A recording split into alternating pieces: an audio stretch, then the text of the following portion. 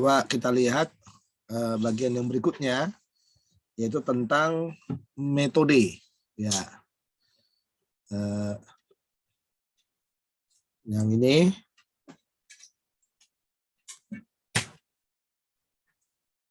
Ya, metodologi dalam mempelajari surat-surat Paulus. Jadi,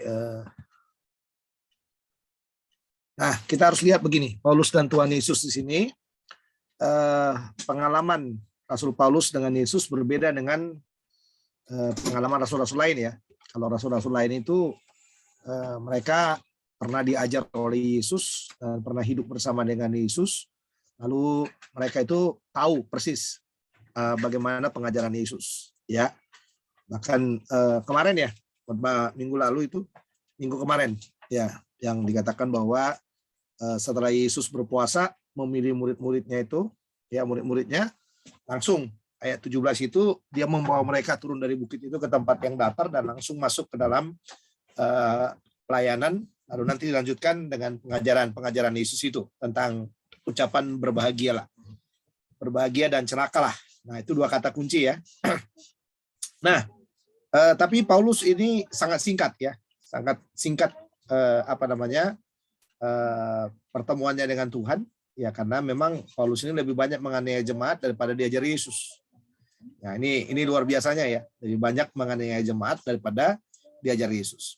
Nah, tapi bisa kita katakan bahwa pengalaman Rasul Paulus ini memang sangat unik sekali. Ya, padahal Paulus tidak dimuridkan oleh Yesus sebelum kematiannya. Yesus menyatakan dirinya kepada Paulus melalui apa? Penglihatan pada jalan menuju Damsik itu. Nah, di sini aja dia bertemu dengan Yesus sebenarnya, tapi saya selalu melihat bahwa apa yang ditulis oleh Paulus dalam surat-suratnya nanti itu pengenalannya sungguh hebat sekali menurut saya. Ya, hebat sekali.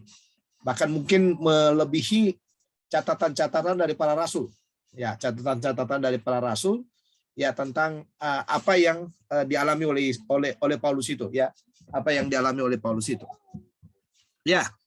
Nah, lihat di sini Paulus sendiri menulis dalam 1 Korintus 15 ayat 8 ya, tentang kisah kebangkitan itu. Ya, dia mencatat, dan yang paling akhir dari semuanya, ia menampakkan diri juga kepadaku sama seperti kepada anak yang lahir sebelum waktunya. Jadi maksudnya penampakan Yesus kepada Paulus berbeda dengan yang lain ya, dari dua segi. Yang pertama, penampakan Yesus kepada Paulus lebih lambat dari penampakannya kepada rasul-rasul lain. Jadi rasul-rasul lain itu sudah lebih dahulu ya tahu tentang Yesus, mengenal Yesus seperti itu ya. Lalu yang kedua, penampakan Yesus kepada Paulus berbeda karena terjadi melalui apa? Penglihatan. Hanya suara, ada cahaya, buta, ya kan? Lalu 3 hari dia nggak bisa ngapa-ngapain. Itu aja pengalamannya. Ya. Nah, lalu dikatakan lagi di dalam bagian ini, ya,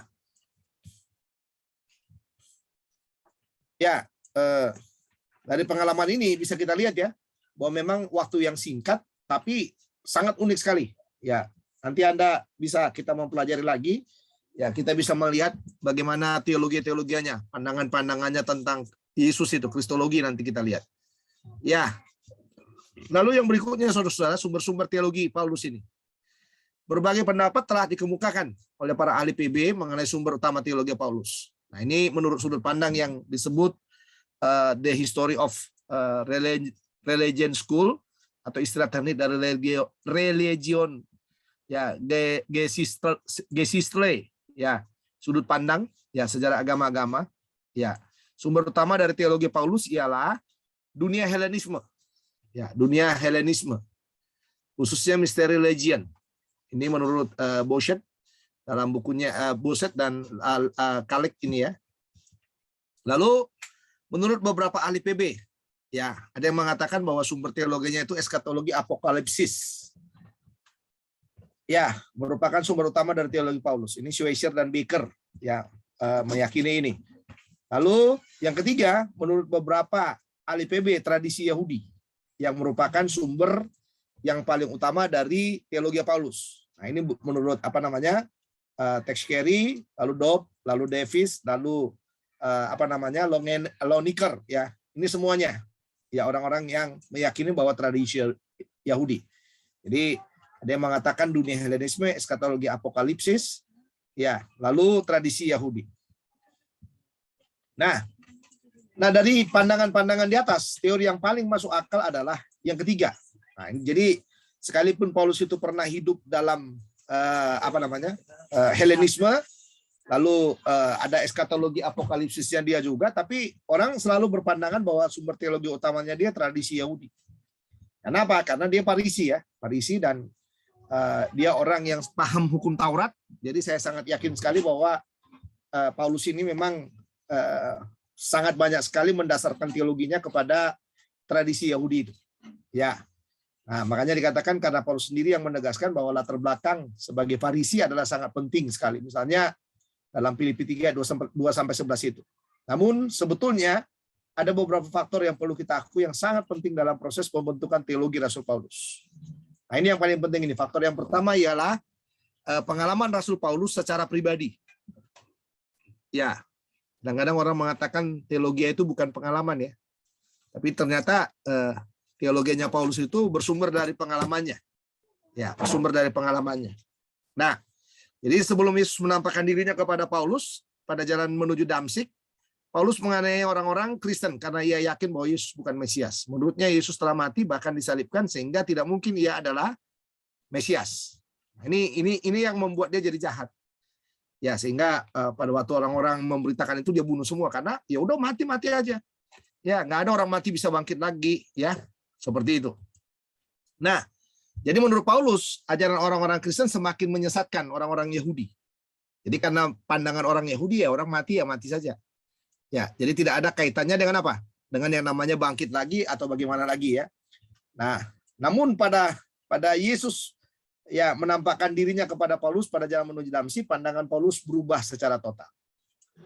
Jadi awalnya dia nggak yakin itu, tapi begitu cahaya itu menyentuh dia, ya dalam perjalanan menuju Damsyik itu, nah ini di sini pengalaman itu mulai berubah. Jadi satu sisi pengalamannya berkaitan dengan ketidakpercayaannya bahwa Yesus itu bangkit. Nah sekarang dia diperhadapkan dengan realita, ya realita. Jadi pengalaman itu menjadi realita bahwa memang terbukti Yesus itu bangkit. Ya, jadi ia menyadari bahwa Yesus yang disalibkan adalah Mesias. Pengalaman ini sangat mempengaruhi pandangan dan pikiran Paulus. Sehingga dapat dikatakan bahwa penampakan Yesus kepada Paulus merupakan salah satu sumber teologi Paulus. Ya, atau caranya Tuhan bagaimana menyadarkan dia sehingga dia memahami hal yang luar biasa dari teologinya dia ya. Tapi ini luar biasa menurut saya. Ya, luar biasa, saudara. Ya, kalau pengalaman kita kan aneh, kalau pengalaman Paulus kan nggak aneh. Ya, kalau pengalaman Paulus itu kan tidak aneh. Ya, saya nggak tahu udah dibaca nggak 2 Korintus yang saya minta kemarin. Ya, khususnya pasal-pasal terakhir ya, 10, 11, 12 ya sampai 13 itu luar biasa, itu pengalaman eskatologi yang sangat luar biasa yang dialami ya oleh Paulus itu. Oke, faktor yang kedua, tidak boleh disangkal bahwa Paulus dipengaruhi oleh tradisi-tradisi Kristen yang ia terima setelah ia percaya dan dibaptis. Kita mengamati dari surat-suratnya, misalnya bahwa Paulus sudah mengetahui fakta-fakta tentang kehidupan Yesus. Nah ini semuanya ya, dia tahu semuanya. Karena ada tradisi-tradisi Kristen, ada tradisi Yahudi, ada tradisi Kristen. Ya, saudara tahu ya kalau dibilang tradisi. Tradisi itu artinya sesuatu yang tidak tercatat. Ya, tidak tercatat, tetapi itu di zaman itu menjadi bahan cerita. Nah ini dia. Jadi nggak tercatat jadi bahan cerita. Jadi cerita-cerita yang didengarkan. Ya cerita-cerita yang didengarkan yang sebenarnya tidak dibukukan, tidak ada yang membukukannya, tapi itu menjadi satu kebiasaan ya, satu kebiasaan. Ya satu kebiasaan. Ya salah satu contohnya itu kehidupan daripada gereja mula-mula yang di bawah tanah itu ada tradisi-tradisi, cerita-cerita yang mencatat bahwa setelah Yesus naik ke surga itu, lalu murid-muridnya mulai mengembangkan Injil itu, mereka kan dikejar-kejar ya. Nah itu menjadi tradisi catatan yang menjelaskan bahwa itu terjadi gitu ya, yang terjadi ya. Nah, jadi itu yang dikatakan dalam bagian ini, ternyata Paulus itu menggunakan tradisi itu untuk melihat ya catatan-catatan mengenai Kristus itu. Ya, jadi memang kita harus sadari bahwa Paulus ini adalah orang yang memang benar-benar mau belajar. Selain dia mau belajar, dia juga dipimpin Roh Kudus untuk bisa memahami dengan mudah ya fakta-fakta sejarah yang dia temukan itu. Ya, Bapak Ibu makin banyak ya memperdalam baca tentang Paulus, teologi Paulus itu supaya Bapak Ibu diperkaya oleh hasanah-hasanah yang lain gitu ya. Jadi jangan hanya kalau George Erdonlet kan buku-buku yang menjadi tugas ya.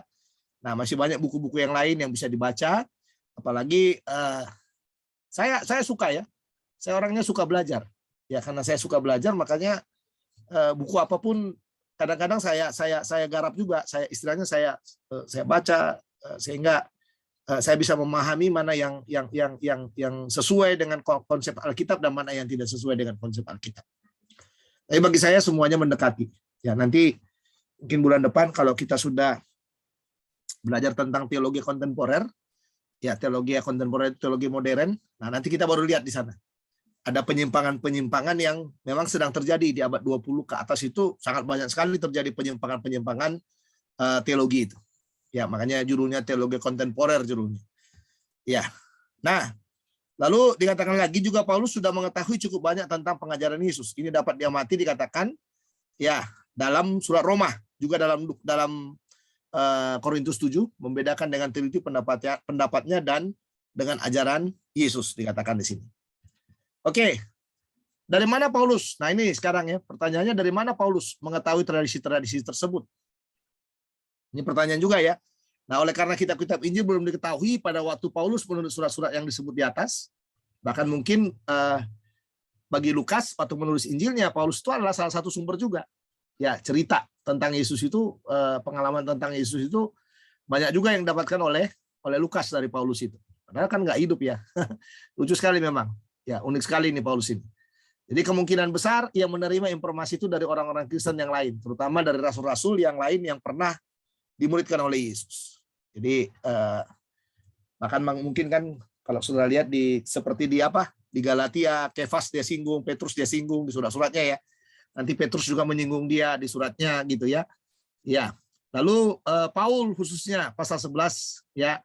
Ini dari salah satu bukunya ya, bukunya F.F. Bruce, Paul, ya judulnya Paulus maksudnya, khususnya pasal 11 yang berjudul Paul and the Historical Jesus. Ya. Pernyataan disebut tidak bertentangan dengan pernyataan Paulus dalam Galatia 1 ayat 11-12 di mana tertulis, sebab aku menegaskan kepadamu saudara-saudara bahwa Injil yang kuberitakan itu bukan Injil manusia, karena aku bukan menerimanya dari manusia dan bukan manusia yang mengajarkannya kepadaku, tetapi aku menerimanya oleh pernyataan Yesus Kristus. Jadi sinar atau penampakan awal itu menjadi kata kunci bagi Paulus untuk memulai perjalanannya bersama dengan Yesus dan membuat catatan keyakinan teologisnya. Ya, khususnya mengenai kristologi nanti. Nah, di sini kita harus membedakan antara Injil yang diberikan oleh Paulus, nah ini yang diterima langsung dari Yesus, dengan tradisi tentang pengajaran Yesus yang diterima dari beberapa muridnya. Nah, faktor yang ketiga, Paulus dipengaruhi oleh PL dan tradisi-tradisi Yahudi, karena ia seringkali mengutip dari PL. Nah, nanti kalau sudah melihat dalam tulisan-tulisan Paulus itu sangat banyak sekali kutipan-kutipan PL itu. Ya, dan ia memakai berbagai metode eksegesis yang biasa dipakai oleh orang-orang Yahudi dari masa PB. Ya, kenyataan ini tidak mengherankan karena latar belakang Paulus sebagai orang Farisi. Kemungkinan besar Paulus merenungkan hal-hal ini setelah ia percaya kepada Yesus, khususnya ketika ia berada di tanah Arab. Ya, di mana ia merenungkan PL dari pandangannya yang baru dan rupanya mulai memberitakan Injil Yesus Kristus. Jadi ada kan kalau dulu PL dari pandangan Farisi, sehingga begitu bertentangan dengan kenyataan yang ada, itu yang membuat dia mengejar orang-orang Kristen itu. Tapi ternyata setelah dia percaya Yesus, dia belajar lagi PL itu. Tapi sekarang sudah dari sudut pandang, ya sudut pandang pengenalannya akan Yesus Kristus itu. Ya, jadi banyak berubah, akan jadi banyak berubah. Ya. Nah, lalu ada lagi peningkatan dalam teologianya Paulus itu ya. Ya. Kita harus mengakui adanya peningkatan dalam teologi Paulus. Jadi hal ini sudah cukup jelas bagi kenyataan ahli PB katanya. Misalnya, jika kita mempelajari ajaran Rasul Paulus mengenai gereja sebagai tubuh Kristus. Ya. Maka kita akan mengamati bahwa gambaran tersebut berbeda dalam 1 Korintus dengan gambaran yang terdapat dalam surat Kolose dan surat Efesus. Dalam 1 Korintus 12 ayat 12 sampai 31, orang-orang Kristen digambarkan sebagai anggota-anggota tubuh Kristus. Dan setiap tubuh Kristus merupakan salah satu anggota seperti yang lain. Hanya di situ catatannya. Tapi nanti dalam Kolose, Efesus, ini Kristus sendiri dikatakan bukan orang-orang Kristen yang disebut sebagai kepala tubuhnya, tapi Kristus yang menjadi kepalanya. Jadi pemahaman Paulus tentang gereja itu, kalau kita hanya mengikuti 1 Korintus, kita disebut tubuh. Lalu kepalanya siapa? Nggak dapat di situ penjelasannya. Nanti kalau kita membuka Kolose, membuka Efesus, baru kita ketemu, bahwa ternyata kepalanya adalah Kristus. Ya, jadi jelas ya bahwa Paulus itu teologianya itu meningkat ya. Pemahamannya dalam berteologi itu selalu meningkat. Jadi misalnya kalau saudara lihat dalam kitab Roma kan, dalam Roma itu dimulai dengan dosa gitu. Dosa itu bagaimana cara menyelesaikan dosa itu? Ada pembenaran. Nah, sekarang orang yang dibenarkan itu bagaimana? Ada pengudusan. Ya, setelah dibenarkan nanti di situ yang angkat jadi anak semua didapatkan di sana. Setelah didapatkan itu ternyata masih berdosa. Nah, bagaimana cara mengatasi dosa itu? Nah, itu perlu dikatakan ada pengudusan itu. Ya, pengudusan. Nah, setelah ada pengudusan itu apa harapan terakhirnya? Ternyata glorification, ada pemuliaan. Ya, jadi memang kelihatan sekali kalau saudara lihat itu peningkatan teologinya, khususnya kalau saudara lihat di dalam coba kita lihat Roma pasal 8 ya. Roma pasal 8.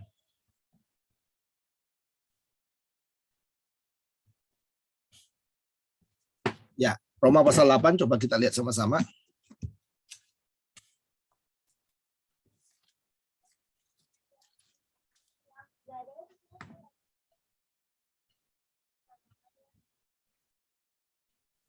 Ya, coba lihat ayat 29.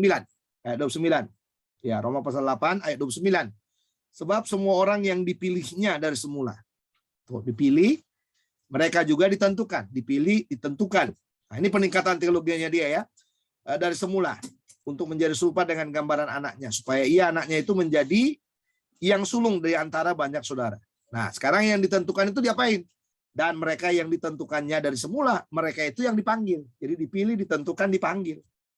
Dan mereka yang dipanggilnya, mereka itu juga yang dibenarkan. Ya, dan mereka yang dibenarkan, mereka itu juga dimuliakannya. Itu peningkatan teologianya. Jadi dipilih, ditentukan, dipanggil, dibenarkan, sampai pada akhirnya dimuliakan. Nah, itu menarik sekali, saudara. Ya, itu peningkatan dalam teologinya Paulus itu sangat luar biasa sekali. Ya, sangat luar biasa sekali itu. Ya. Jadi dia kalau berpikir itu dia selalu membandingkan masa lalu dan masa sekarang. Atau apa yang dikerjakan oleh Tuhan di masa lalu, ya itu dia bahas. Itu kan tadi semuanya kan bicara masa lalu. Ya, mulai dipilih, dipanggil, ditentukan, dibenarkan dan dimuliakan itu. Ya, yang belum terjadi kan dimuliakannya. Dimuliakan, glorification. Nah, ya, itu nanti akan didapatkan setelah tubuh kebangkitan itu. Setelah tubuh kebangkitan itu. Tapi proses itu udah terjadi realitanya dari dulu, sekarang, dan masa yang akan datang. Lalu teologi yang seperti itu ya. Jadi apa yang dikerjakan Allah pada masa lampau berefek kepada masa sekarang dan juga kepada masa yang akan datang. Nah, itu nanti kalau dalam bahasa Yunani yang selalu dia menggunakan kala, ya, kala atau waktu perfect. Ya, waktu perfect. Jadi waktu perfect itu sudah terjadi pada masa lampau, berefek di masa itu, berefek kepada masa sekarang, berefek, dan juga kepada masa yang akan datang masih berefek terus. Ya, menarik itu. Oke. Nah, kita lihat di sana berdasarkan fakta-fakta seperti di atas, tidak boleh disangkal bahwa ada peningkatan dalam teologi Paulus. Namun kita harus waspada karena adanya 3 hal yang belum kita bahas. Yang pertama, urutan. Nah, ini belum kita tahu ini. Ya, urutan surat-surat Paulus belum pasti, dan faktor ini penting sekali bagi teori-teori peningkatan. Jadi kita kan hanya melihat dalam surat itu. Ya, tapi kan kita nggak tahu urutannya bagaimana. Apakah seperti susunan lain sekarang kita harus melihat Roma dan seterusnya. Ya kan? Sementara kalau kita melihat susunan Alkitab itu kan tidak berdasarkan urutan itu. Tidak berdasarkan urutan tidak berdasarkan urutan waktu ya, tidak berdasarkan urutan waktu, tapi itu berdasarkan peristiwa demi peristiwa, kronologi ya, kronologi peristiwa. Jadi bukan waktu, bukan berdasarkan tuanya kitab itu. Ya, kalau berdasarkan tua kitabnya, kemungkinan yang paling tua itu kalau saya nggak salah Yakobus ya, seharusnya Yakobus yang di depan. Tapi kan ditaruh Matius. Ya, kenapa Matius? Nah itu salah satu contohnya. Kenapa Matius? Gampang saja melihatnya. Penantian orang Yahudi itu apa? Penantian orang Yahudi itu adalah setelah 400 tahun masa diam itu, penantian orang Yahudi itu adalah menantikan Mesias. Makanya ditampilkanlah Matius sebagai Injil yang di depan, yang menampilkan Yesus sebagai Mesias atau sebagai Raja. Antara Injil saja, seharusnya Markus yang paling tua di depan. Tapi kan tidak ditaruh Markus, tapi Matius. Nah itu membuktikan bahwa kronologi, ya. Dan juga sama, perjanjian lama juga gitu. Ya seharusnya kan nggak kitab Kejadian di depan. Mungkin Ayub yang paling tua dari semuanya. Kalau ikut urutan waktu, Ayub yang harus di depan. Tapi kenapa Kejadian? Kronologi. Karena Kejadian yang menceritakan tentang penciptaan itu. Ya. Jadi kita harus tahu ya, bahwa Alkitab kita ini tidak disusun berdasarkan urutan tahun, tapi disusun berdasarkan urutan kronologi. Nah demikian juga dalam memahami teologinya Paulus itu. Hanya dalam diktat ini dikatakan bahwa urutan-urutannya itu belum pasti dari mana kita mau memulai. Ya, memulai pembicaraan tentang teologi Paulus itu, supaya kita bisa melihat peningkatannya. Ya, peningkatannya. Oke. Lalu yang kedua, telah dikemukakan beberapa pendapat mengenai hakikat peningkatan dalam teologi Paulus itu. Ya, jadi hakikatnya yaitu tadi, hakikat peningkatan itu adalah pemahamannya dia, ya tentang tentang Kristus atau tentang teologi itu. Jadi adanya peningkatan itu karena ada pemahaman yang semakin meningkat, yang semakin dia lihat dari segi pengalamannya sebagai orang Kristen atau sebagai rasul itu. Yang ketiga, kita harus mencari keseimbangan antara menekankan pentingnya peningkatan dengan menegaskan pentingnya sikon, situasi kondisi saudara Paulus sebagai faktor utama dalam teologinya. Ya, jadi kalau kita kan mungkin nggak perlu melihat peningkatannya ya, tapi situasi kondisinya yang dibicarakan. Ya, yang dibicarakan oleh Rasul Paulus itu dalam surat-suratnya. Kenapa yang ditampilkan justru Roma di depan tentang pembenaran? Ya, kenapa bukan Galatia tentang kemerdekaan? Nah, itu misalnya contohnya ya. Ya, itu contohnya. Jadi situasi kondisi yang diperlukan pada zaman itu yang ditaruh di depan. Oke. Ini bagian yang pertama tentang metode teologi dari Paulus dan dan yang lain yang tadi kita lihat bahwa teologi Paulus itu asal usul dari teologi Paulus itu dia berasal dari mana saja. Oke. Baik. Ada yang mau bertanya? Kalau nggak ada, saya mau melanjutkan ke topik kristologi. Ya, kita mau lihat kristologi Paulus.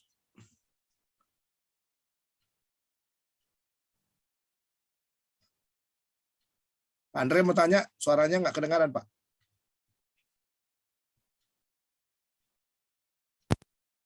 Ya, Pak. Halo? Ya, silakan. Dengar ya, Pak? Ya. Tadi kan Bapak bilang teologianya Rasul Paulus ini ada peningkatan gitu. Dan dari mana sehingga dia memang benar kalau kita lihat teologianya bagus, ya bisa juga dari pengalaman atau dari pemahamannya dia tentang Alkitab sehingga bertumbuh dan berhikmat. Mau saya tanya, apakah dari pengalamannya dia sebagai orang Yahudi sehingga itu juga mempercepat dia untuk semakin mengerti dibanding dengan murid-murid yang sehari-harinya dengan Yesus, tapi tidak sehebat teologianya Paulus. Ada Pak pengaruh dari itu? Ya, jadi kalau kita lihat pengaruh itu memang benar bahwa Paulus kan punya latar belakang ya, latar belakang Yahudi. Dia bukan sekedar Yahudi biasa, karena murid-murid juga yang lain kan Yahudi juga. Petrus juga kan Yahudi ya, semua kan orang-orang Yahudi juga gitu loh. Nah, apa yang membedakan Paulus dengan mereka? Yang membedakannya adalah Paulus ini dibesarkan di seputar Taurat, ya, di seputar Taurat. Dan dari segi kedudukan juga dia selalu bangga dengan dia selalu katakan bahwa dia adalah orang Yahudi asli dan dia suku Benyamin. Tentang pemahaman terhadap hukum Taurat, aku Farisi katanya.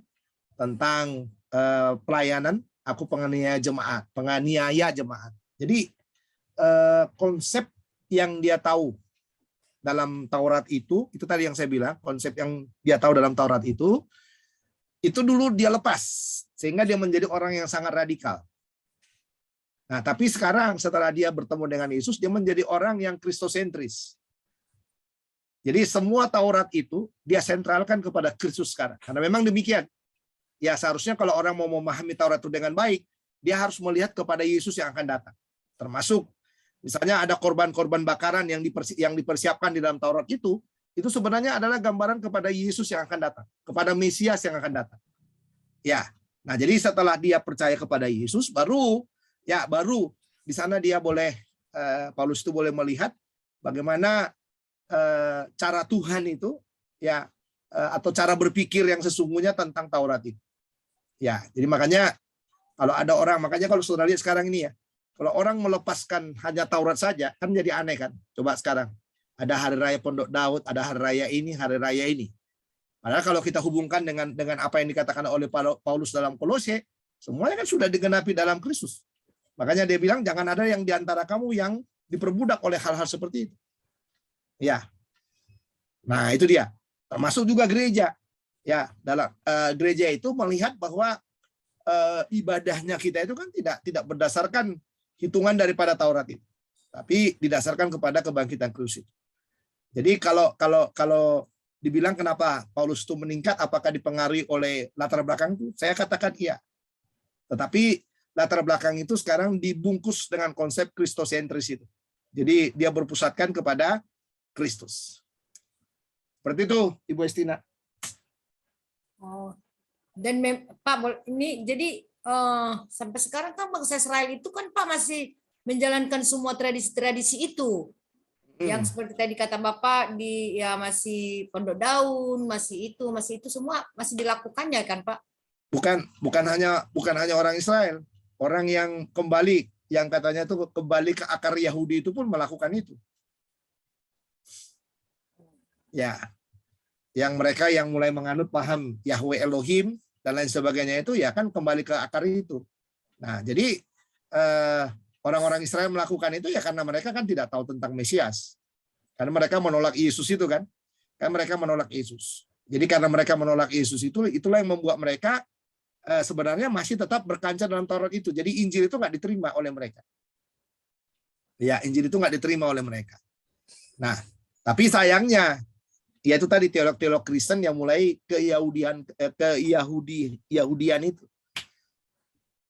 Nah, mulai bikin tradisi-tradisi baru toh.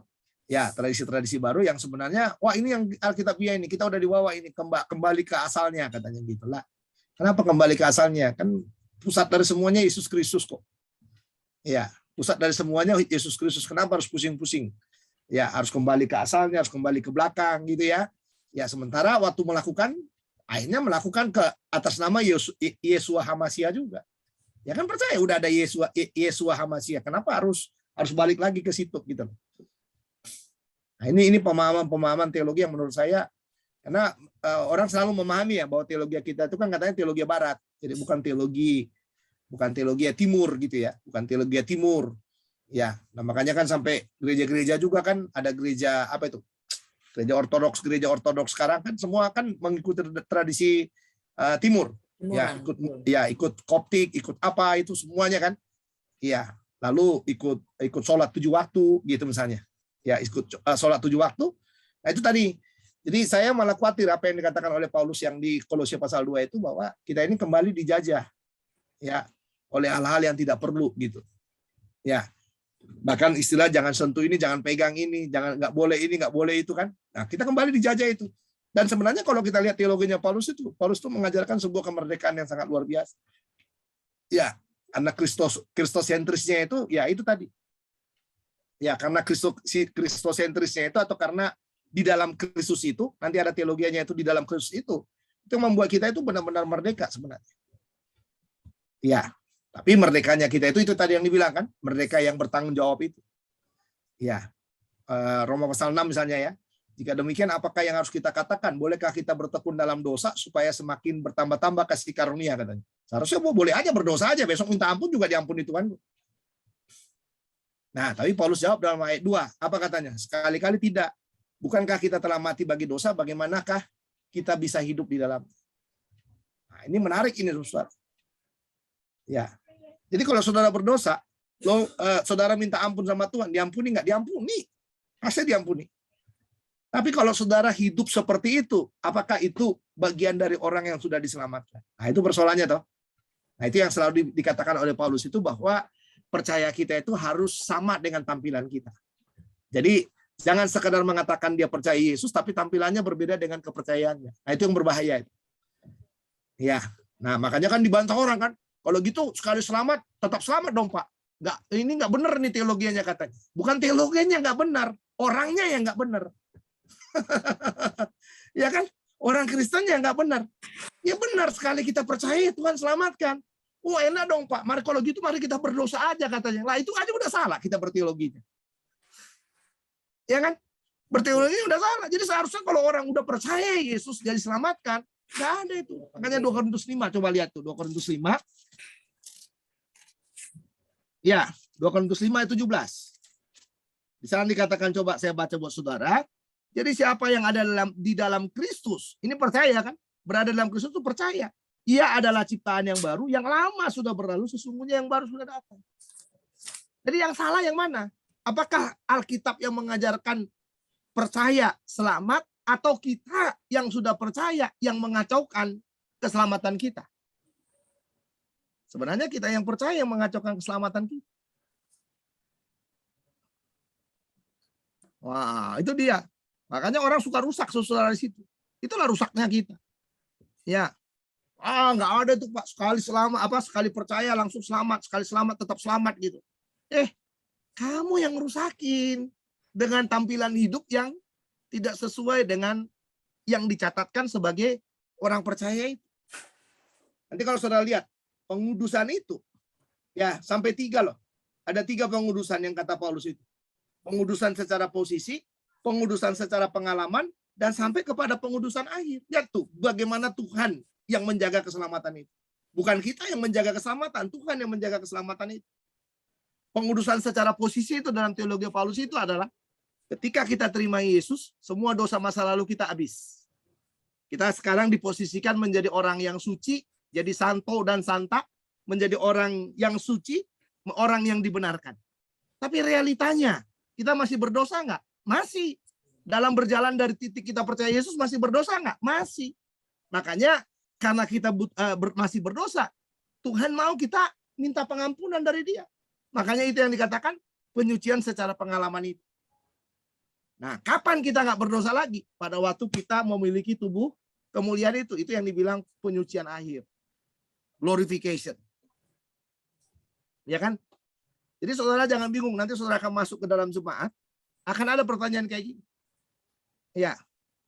Kalau gitu Pak, sekali selamat tetap selamat dong. Iya. Lah kok kayak gitu Pak, itu ada orang Kristen loh Pak. Masih mabuk, masih begini lah. Dia ngacauin keselamatannya. Teologinya nggak kayak gitu. Ya kan? Jadi kita yang mengacaukan keselamatan itu kita. Orangnya, oknumnya. Kita ini oknumnya yang mengacaukan keselamatan itu. Pengajaran itu benar. Tapi ya jangan juga seperti yang dikatakan oleh hyper grace ya. Ya Tuhan udah tahu kita mau berdosa, udah otomatis, semua otomatis. Ya itu salah juga. Bukan seperti itu juga. Makanya pengudusan yang tadi saya bilang itu, dibuat ada pengudusan secara pengalaman supaya apa? Supaya manusia yang percaya itu menyadari posisinya dia. Oh saya sedang berdosa. Saya perlu pengampunan daripada Tuhan. Saya perlu pengudusan yang daripada Tuhan. Begitu Ibu Estina. Ya. Pak, tanya lagi sedikit Pak. Jadi pengalaman kita bersama Tuhan itu perlu dikuduskan. Apa aja? Pengalaman bersama dengan Tuhan perlu dikuduskan. Tuhan yang menguduskan, bukan kita yang menguduskan. Nggak ada loh. Kalau saya teologinya saya selalu meyakinkan nggak ada semacam apa namanya, semacam usaha kita untuk menguduskan diri kita tuh nggak ada. Tuhan yang menguduskan, tapi kita perlu mengakui Kita ini benar apa enggak? Sedang berjalan dalam kebenaran Tuhan apa enggak? Kita perlu mengakui. Dari mana kita bisa mengakui? Standarnya firman. Ya dong. Standarnya bukan penghakiman manusia loh, bukan. Jangan salah loh. Ya, jadi standarnya kita melihat kita ini sedang berjalan dalam Yesus apa enggak? Standarnya adalah Alkitab. Contoh, Alkitab kan bilang nggak boleh bercerai. Lalu saudara cerai. Lalu saudara membenarkan diri, gini contohnya. Membenarkan diri gini contohnya ya. Ya iya, kan saya yang di apa namanya Alkitab kan bilang kalau berzina kan boleh cerai katanya gitu. Ya. Apakah seperti itu langsung? Begitu ketahuan berzina langsung cerai. Apakah seperti itu? Enggak juga. Itu proses apa? Di situ harus terjadi proses pemulihan. Bisa nggak kita menerima kejatuhan itu? Pasangan kita bisa menerima kita nggak? Masih ada titik ketemu untuk berjalan bersama nggak? Jangan tiba-tiba udah langsung cerai. Lalu setelah itu, kalaupun cerai misalnya, oke boleh cerai. Dia bilang, boleh nggak bercerai? Saya bilang boleh aja.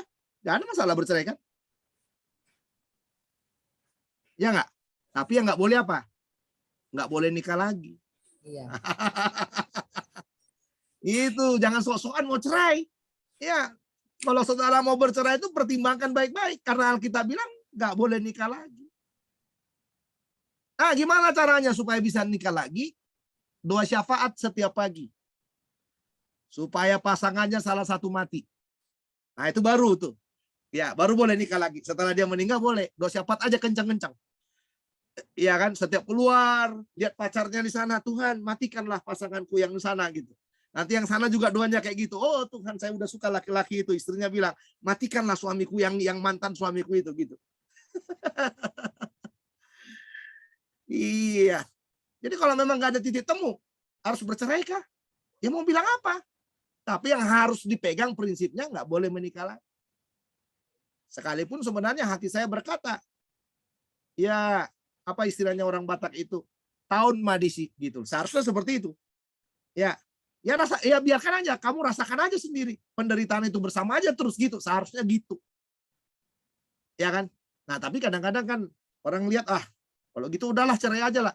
Ya udah kalau kamu udah nggak bisa lagi membela, mau bilang apa? Tapi ingat, tidak boleh menikah lagi.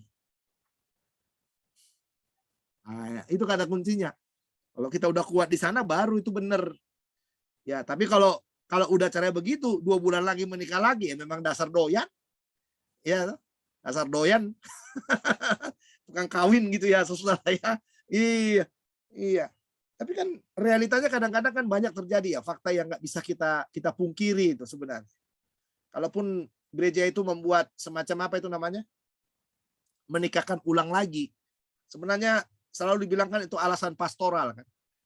Ya, tapi sebenarnya kalau kita jujur, kalaupun itu terjadi, sahlah mungkin suratnya dari gereja dikeluarkan, sah keluar dari catatan sipil suratnya gitu ya, dengan nikah yang baru itu saudara. Tapi sebenarnya menurut saya dari segi teologi Alkitab tetap berzina. Kecuali udah modding, udah meninggal satu gitu. Nah, itu nggak apa-apa. Aman itu, aman. Karena kan perceraian itu dipisahkan oleh apa Pak Mangalam? Oleh maut. Ya, jadi kalau saudara milih yang belum menikah ini milihnya ya udah itu satu aja, satu seumur hidup, jangan diganti-ganti lagi. Tengah jalan ganti pemain gitu ya. Jangan saudara. Ya, itu hanya main bola aja boleh, tengah jalan ganti pemain. Ya, ada cadangan itu ya toh. Ya, dalam pernikahan nggak pakai cadangan. Ya, satu seumur hidup. Gitu, Ibu Estina. Ada lagi? Pak, boleh bertanya? Boleh Pak Jemi, mari. Saya pernah ditanya mengenai puasa, Bapak. Kalau Yap. Tuhan Yesus kan 40 hari, 40 malam tanpa makan, minum. Terus saya juga pernah dengar puasa Daud itu kayak apa ya Pak gitu. Apakah kita juga melaksanakan seperti itu juga? Mohon petunjuk. Itu tadi Pak yang saya bilang. Jadi ada puasa Esther, ada puasa Daud, ada puasa apa itu? Ya macam-macam puasa ya. Ada puasa Daniel dan lain sebagainya. Apakah kita harus melakukannya? Kalau saya hanya melihat gini Pak, kalau mau puasa itu nggak usah pakai nama Daud, nggak usah pakai nama Esther, nggak usah pakai nama Daniel. Kalau mau puasa, puasa aja. Ya kan? Karena nanti saudara capek itu. Atau puasa Yesus, tadi bilang nggak makan, nggak minum. Apa benar Yesus nggak makan, nggak minum? Coba kita cek Alkitab itu. Apa benar Yesus nggak makan, nggak minum? Ya, kalau benar ya nggak apa-apa sih. Ya, coba kita lihat ya Matius pasal 4 itu.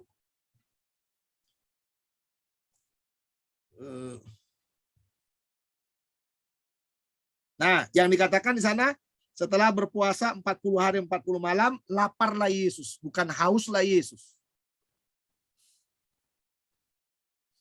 Ya kan? Nah, jadi makanya kan ada orang bilang, boleh dong kita puasa dong, tapi kan boleh minum lah. Gitu. Kalau saya selalu bilang gini, boleh aja minum, tapi kalau saudara sedang melaksanakan puasa yang panjang. Tahu puasa yang panjang ya? Misalnya 3 hari, 10 hari gitu ya. Karena nggak bisa dipungkiri loh, bahwa tubuh kita ini sebenarnya daripada makanan, tubuh kita ini memerlukan yang namanya air. Iya. Ya. Jadi boleh aja Pak Jemi kalau mau puasa apa? Kalau puasa Esther itu puasa kemana ya? Puasa Esther ya? Saya jadi lupa juga ini. Ya. Puasa Esther itu, kalau puasa Daniel kan nggak makan yang enak ya. Kayak orang mutih gitu. Ya, kalau puasa Esther itu ada yang punya pengalaman? Daniel vegetarian ya, Pak? 3 hari, Pak. Puasa Esther puasa 3 hari. Iya betul, puasa 3 hari ya, betul. Puasa Esther itu puasa 3 hari, betul ya. Ya, kalau puasa Daniel itu vegetarian. Ya, jadi nggak makan yang berat, sayur-sayuran. Jadi kalau istilahnya saya mutih, ya mutih itu bukan nasi putih ya. Jadi istilahnya nggak makan yang berat lah. Ya, nggak makan yang berat. Ya, jangan juga nanti makan nasi gitu ya, kan mutih Pak. Makan nasi sebanyak-banyaknya gitu. Puasa Esther katanya gitu. Habis puasa Esther, glukosanya naik. Jadilah seperti saya. Ya. Iya. Seperti itu, glukosanya kan saya tinggi glukosanya. Ya. Jadilah seperti saya jadinya gitu ya, gara-gara puasa Esther. Puasa apa? Puasa Daniel gitu. Tapi kalau puasa Daud gimana kalau puasa Daud? Ada yang ngalami pernah belajar puasa Daud? Iya. Jadi Pak dosen, kalau puasa Daud itu satu hari puasa, 1 hari tidak, 1 hari puasa, 1 hari tidak. Jadi diselang-seling. Oke, selang-seling ya. Oke. Baik, makasih Pak Gultung. Nah, itu kalau gereja yang udah melakukan ngerti toh? Iya. Kalau saya sih ngajarinnya Pak, nggak pakai puasa Esther, puasa Daniel. Kalau mau puasa, ya khususkanlah dirimu pada hari itu untuk berpuasa. Kalau saya seperti itu konsepnya. Targetnya mau berapa hari? 3 hari atau seminggu? Ya, khususkanlah 1 minggu itu. Ya, dan hanya berkomunikasi dengan Tuhan dan membaca firman-Nya dan perbanyaklah berdoa. Nah, Pak izin Pak. Ya. Kalau misalnya puasa waktu bulan Ramadan itu kan kita ikut-ikut aja tuh karena sesuai dengan waktunya. Saya pernah nyoba itu. Itu bagaimana itu Pak?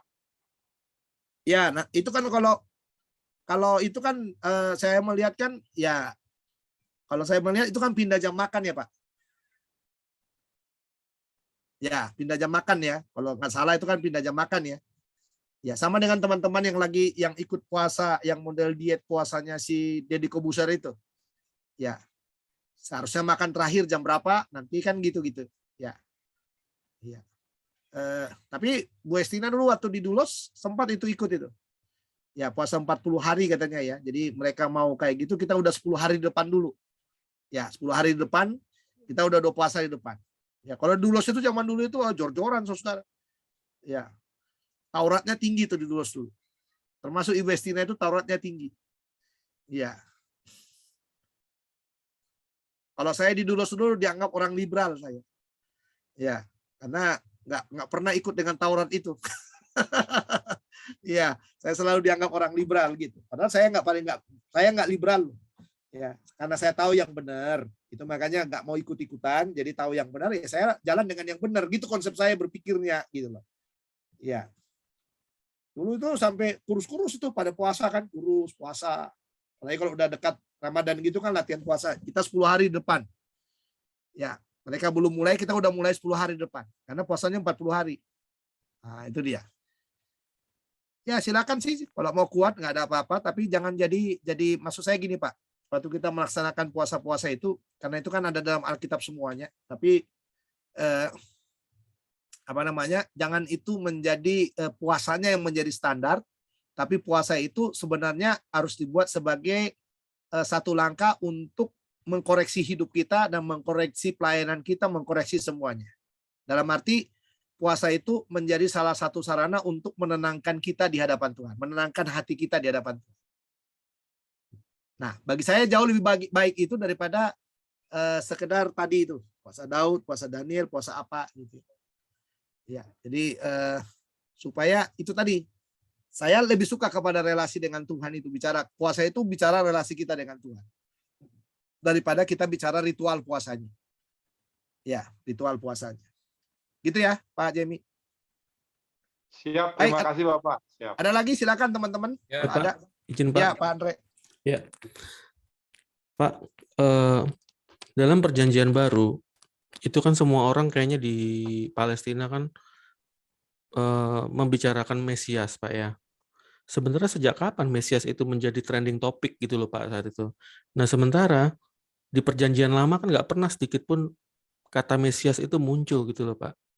Yang ada nubuatan-nubuatannya gitu loh kan Pak ya. Nah kira-kira sejak kapan Mesias itu muncul gitu loh Pak di perjanjian? Iya, kalau di PL makasih, itu sebenarnya Mesias itu muncul sebagai pengharapan. Membuat ya.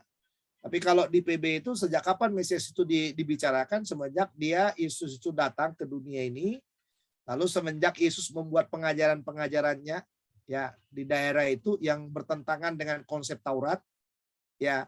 Lalu puncak dari semuanya, ya semenjak Yesus itu disalibkan, mati, lalu kebangkitan itu. Nah itu menjadi trending yang sangat topik sekali bahwa Yesus itu ada di sana.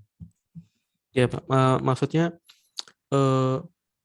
orang-orang Israel kan waktu itu kan mengharapkan Mesias raja yang diurapi ini Pak ya, yang bisa mengalahkan Romawi waktu itu.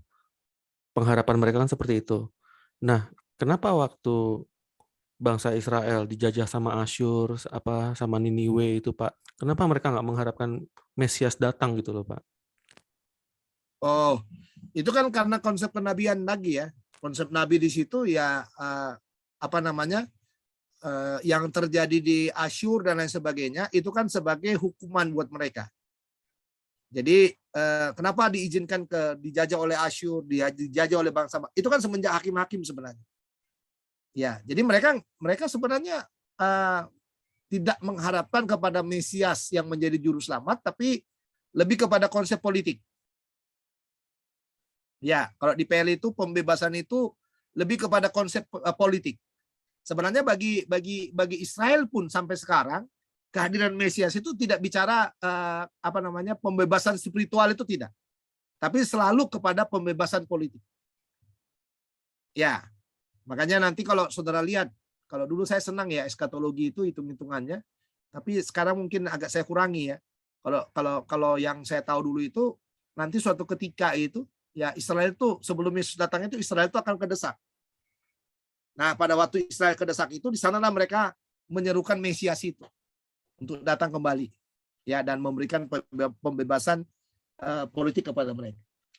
Saya semenjak membaca buku LED saya banyak berubah juga konsep berpikir eskatologinya. Ya. Tapi kalau mengikuti yang lama yang saya pahami yang lama, wah hitungannya itu kencang sekali tuh. Ya, hitungannya kencang sekali itu. Tapi sekarang ini saya lebih banyak mengikuti perkembangan karena eskatologi itu kan perkembangan ya. Perkembangan teologi kan harus diikuti. Ini eskatologi kan belum terjadi ya.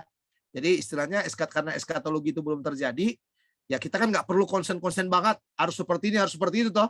Ya kan? Nah, tapi kan kita membiarkan yang harus kita yakin itu bahwa Yesus itu akan datang. Pokoknya Yesus akan datang. Gimana proses Yesus itu akan datang nanti kita akan lihat ya. Sesuai dengan nubuatan-nubuatan dalam Alkitab itu. Jadi gitu. Sampai akhir pun menurut saya Pak Andre, Israel itu nggak pernah mengharapkan Yesus sebagai pembebas spiritual itu. Politik tetap. Nah makanya mungkin konsennya orang Yahudi itu nggak terlalu kuat dengan dengan Mesias itu.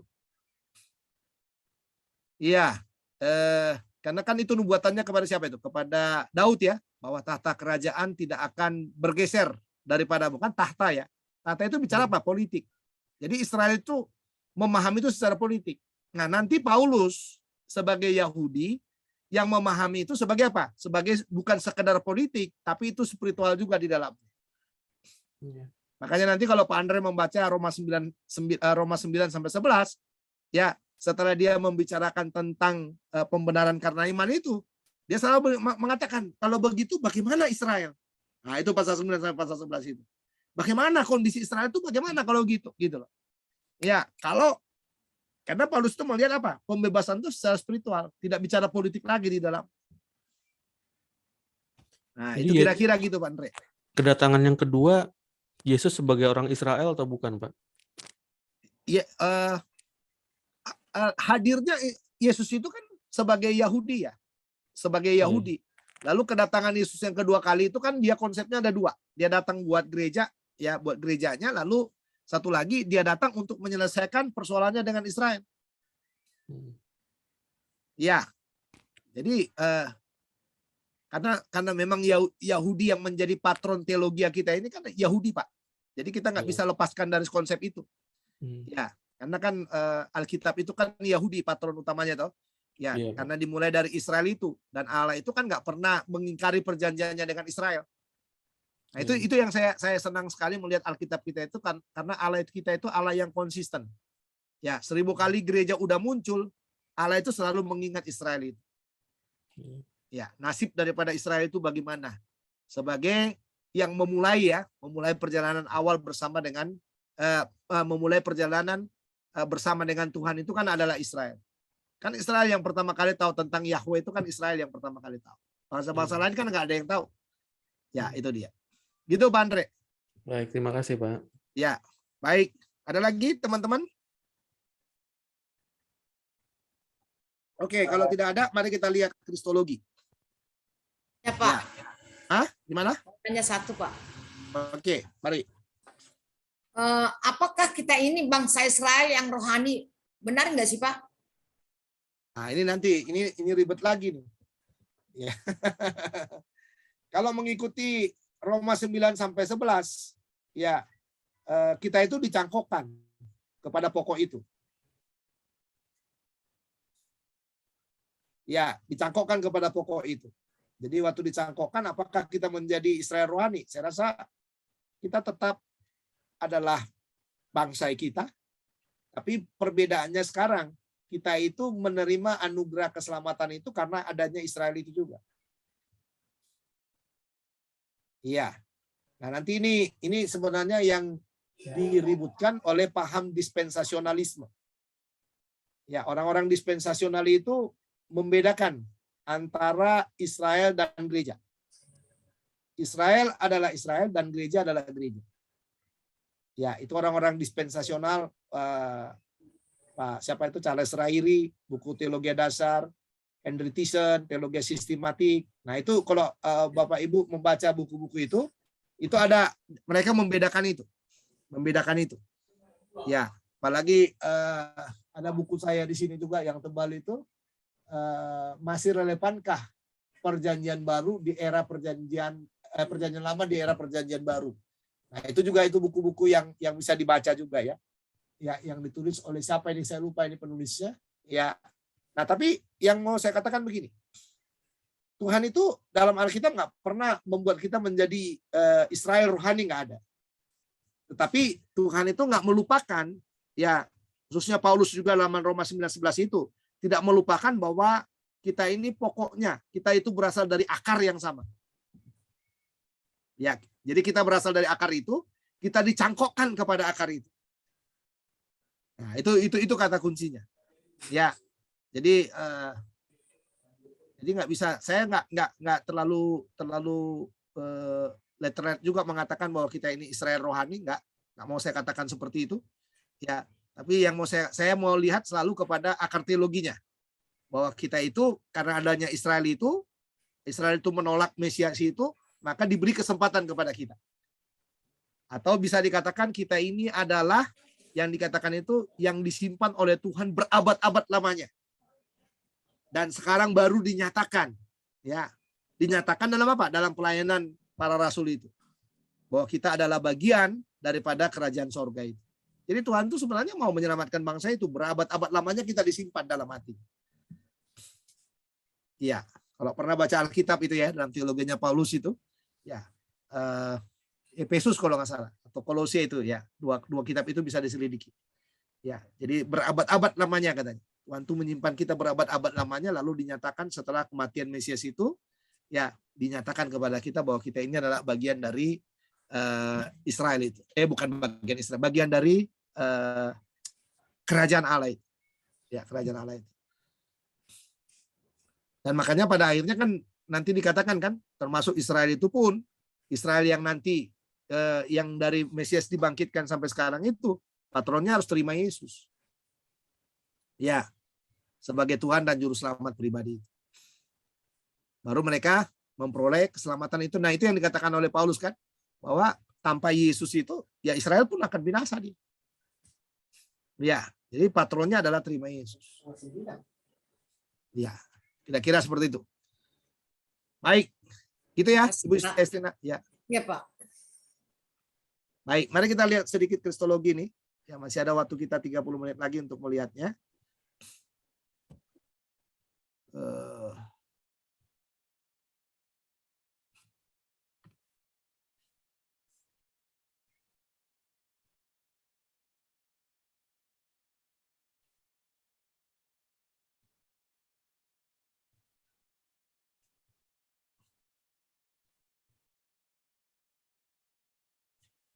Kok hilang? Bentar ya.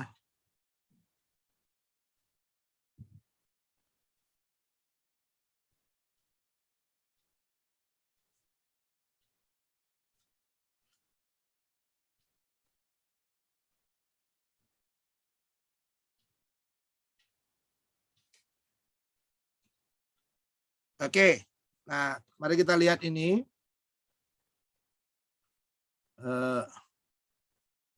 Bagian yang ketiga ya. Jadi topik-topik teologis yang spesifik tentang teologi Paulus. Ya. Nah, yang pertama kita lihat kristologi, ya, yang dikatakan Yesus sebagai Kristus.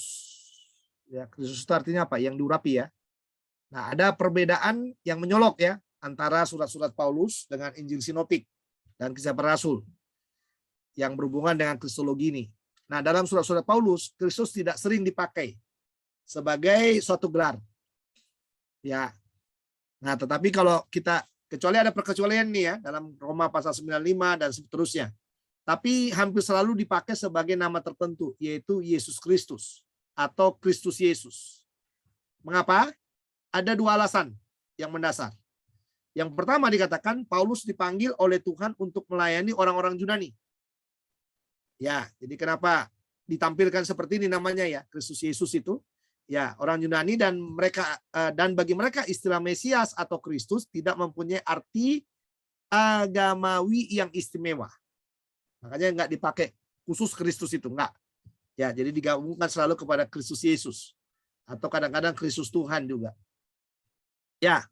Nah, oleh karena itu tidak mengherankan jika Paulus memakai istilah-istilah yang lain untuk Yesus. Yang kedua, kita harus ingat bahwa pemakaian istilah Mesias atau Kristus dapat menyebabkan kesalahpahaman. Ya, yang berbahaya karena latar belakang dan pengertian Yahudi dari istilah tersebut. Ya. Jika orang-orang Kristen seringkali membicarakan Mesias dan kerajaannya, maka mereka dianggap sebagai apa? Pemberontak terhadap kaisar. Makanya mereka nggak mau pakai itu. Nah, pada gelar Mesias dan Kristus jarang dipakai dalam surat-surat Paulus. Kenyataan seperti tidak berarti bahwa konsep kemesiasan Yesus tidak penting dalam pikiran Paulus. Jadi kita mengamati bahwa dalam surat-surat Paulus, ya, bahwa Yesus yang memenuhi fungsi-fungsi Mesias. Menurut Paulus, ia datang untuk memenuhi janji-janji dan nubuatan-nubuatan tentang Mesias dalam PL. Ya, ia datang kembali dalam kemuliaan untuk mendirikan kerajaannya. Yesus juga menghakimi dunia dan menghukum orang-orang jahat untuk selama-lamanya. Jadi konsep kemesiasan Yesus juga mendasari beberapa ayat di mana Paulus membahas pemerintahan Yesus sebagai raja. Jadi menurut pandangan Paulus, kerajaan Yesus telah didirikan pada saat ia bangkit dan naik ke sorga. Dan ia akan memerintah sampai ia membinasakan segala pemerintahan, kekuasaan, dan kekuatan. Ya, ia harus memegang pemerintahan sebagai Allah, meletakkan musuh-musuhnya ya di bawah kakinya, sesuai dengan nubuatan Allah dalam Mazmur 110, jelas ya berbau Mesias di sini. Jadi Yesus sudah mulai memerintah sebagai raja di sorga, tetapi kita masih menantikan akhir zaman. Nah, jadi Yesus memerintah, sekarang ini memerintah. Ya, karena pada saat itu ia akan menaklukkan semua musuh Allah termasuk setan dan roh jahat. Pada saat penaklukan semua Allah selesai, Yesus akan langsung menyerahkan kerajaannya kepada Bapaknya. Ya. Nah, bagi kita sebagai orang Kristen, kerajaan Allah akan datang pada akhir zaman. Ya, nanti lebih jelas lagi konsep kerajaan Allah itu sekarang ada dalam hati kita ya, dalam hati kita. Tetapi juga telah datang dalam beberapa ayat kerajaan Allah digambarkan sebagai suatu berkat eskatologi yang akan kita warisi pada akhir zaman. Ya. Jadi yang sekarang ini yang kita lihat adalah Yesus memerintah sebagai raja dalam hati kita. Ya, tapi nanti Yesus akan memerintah secara real. Nah, itu nanti yang dikatakan di dalam kerajaan 1000 tahun itu. Ya, dalam pemerintahan kerajaan 1000 tahun itu. Ya. Lalu tetapi juga menurut Paulus, Allah telah melepaskan kita dari kuasa kegelapan dan memindahkan kita ke dalam kerajaan anaknya yang kekasih. Ya, sehingga kehidupan kita berubah. Jadi posisi kita sekarang ya jadi anggota kerajaan Allah itu. Ya, sekalipun kita masih dunia ini ya. Ya, makanya itu nanti yang dibilang oleh Paulus, kita punya dua keluarga negaraan. Kita orang Indonesia satu sisi, tapi satu sisi lagi orang percaya itu adalah anggota kerajaan Allah itu. Ya, makanya dikatakan di sini, ya kerajaan Allah pada masa kini bukan sesuatu yang fisik, tetapi berhubungan dengan keadaan kita secara rohani. Ya, sebab kerajaan Allah bukan soal makanan dan minuman, tetapi soal kebenaran, damai sejahtera, dan sukacita dalam Roh Kudus. Nah, itu ya. Jadi itu yang digambarkan di dalam bagian ini tentang kristologi itu, ya.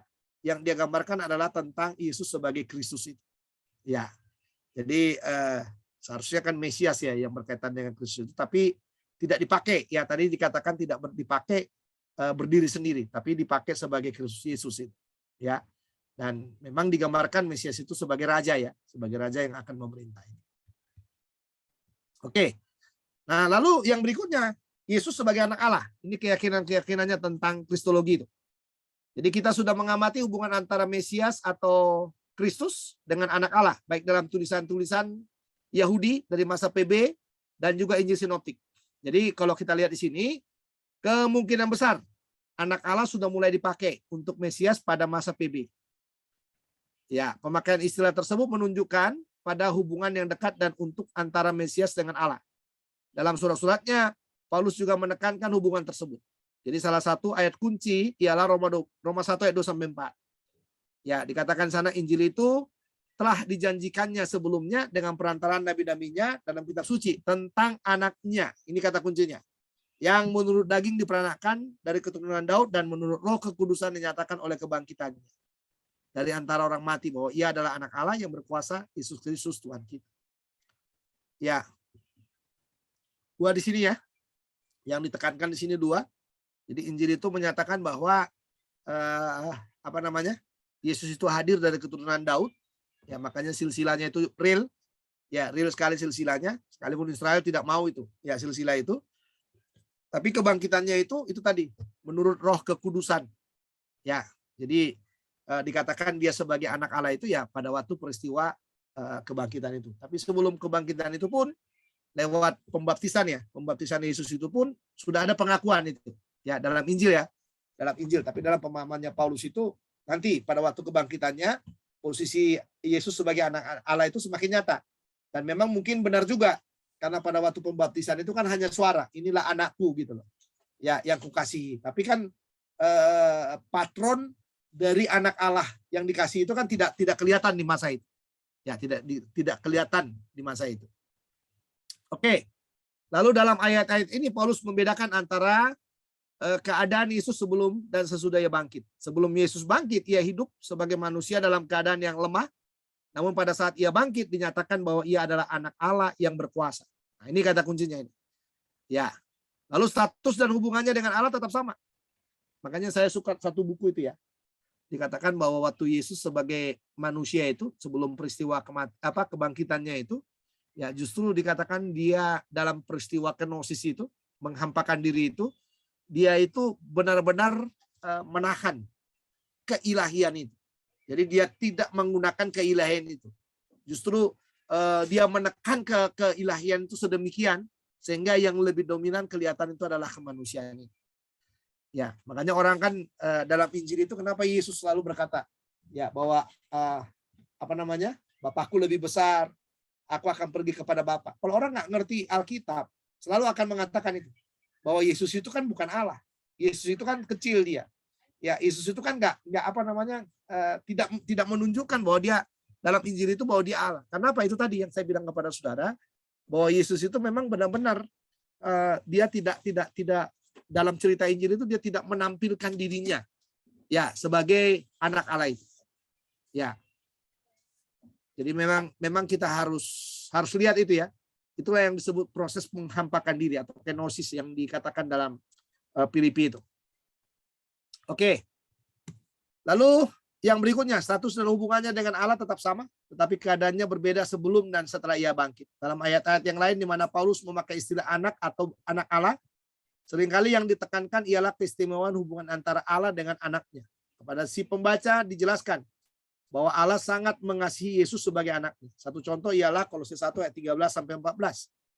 Ia telah melepaskan kita dari kuasa kegelapan dan memindahkan kita ke dalam kerajaan anaknya yang kekasih. Di dalam dia kita memiliki penebusan kita yaitu pengampunan dosa.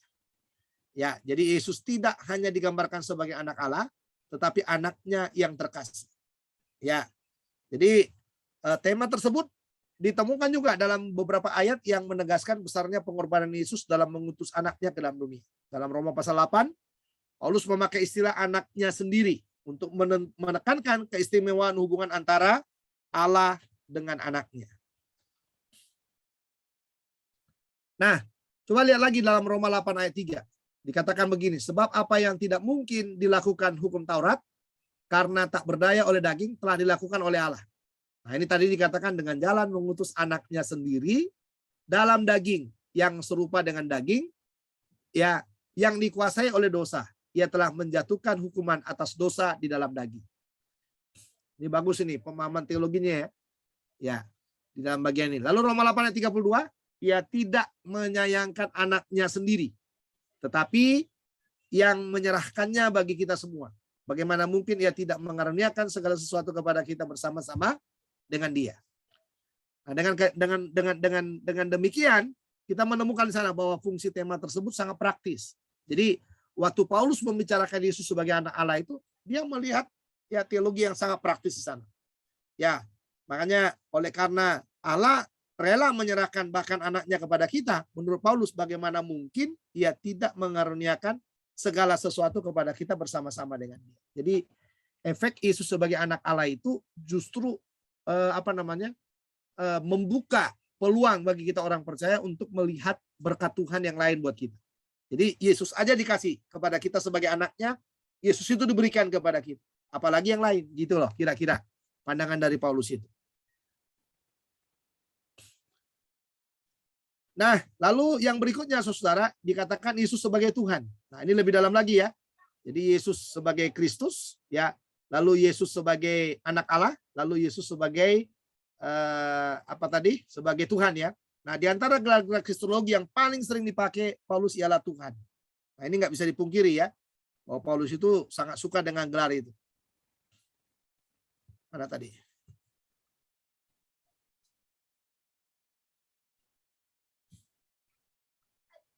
Ya, ketika Paulus memakai bahasa yang formal itu, semuanya dia selalu memberikan keistimewaan dengan menyebutkan yang di sini nih, Yesus Kristus Tuhan kita. Nah, ini ayat-ayat yang dipakai ya, selalu diulang-ulang sana. Lalu selain ayat-ayat tersebut, saudara juga bisa lihat nanti misalnya di 2 Korintus 4 ayat 5. Jadi Paulus itu meringkas Injil yang ia beritakan sebagai berikut. Sebab bukan diri kami yang kami beritakan, tetapi Yesus Kristus sebagai Tuhan. Dan diri kami sebagai hamba-Mu karena kehendak Yesus. Nah, yang kedua, dalam 1 Korintus 12 ayat 3, pengakuan Yesus adalah Tuhan dikemukakan sebagai ujian untuk membedakan antara nubuatan-nubuatan yang berasal dari Allah dengan nubuatan-nubuatan palsu. Jadi Injil itu diringkas olehnya Yesus Kristus sebagai Tuhan. Ya, jadi memang penginjilan itu bukan hanya bicara inti bicara kita Yesus Kristus sebagai Tuhan yang mau mati, dikuburkan, bangkit, menampakkan diri, lalu naik ke sorga.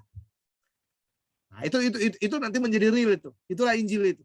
Makanya dikatakan Injil itu bicara Yesus Kristus sebagai Tuhan. Ya. Ya, lalu yang berikutnya, nas yang paling menerangkan ketuhanan Yesus dalam surah-surah Paulus. Nah, ini tadi, yaitu dalam Filipi 2 ayat 6 sampai 11, khususnya ayat 9 sampai 11 ini. Ya. Jadi dalam ayat 9 sampai 11 itu jelas dikatakan itulah sebabnya Allah sangat meninggikan dia dan mengaruniakan kepadanya nama di atas segala nama, supaya dalam nama Yesus bertekuk lutut segala yang ada di langit dan yang ada di atas bumi, yang ada di bawah bumi, dan segala lidah mengaku. Nah, ini lagi ending dari semuanya.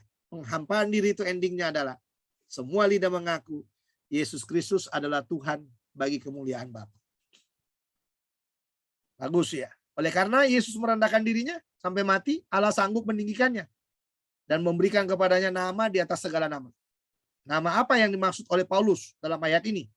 Menurut kebanyakan penafsir, nama tersebut ialah Tuhan. Jadi nama yang disebutkan itu adalah ini. Pengakuan itu ya memberi nama di atas segala nama, yaitu pengakuan bahwa Yesus Kristus itu adalah Tuhan. Di dalam bagian ini digunakan kurios.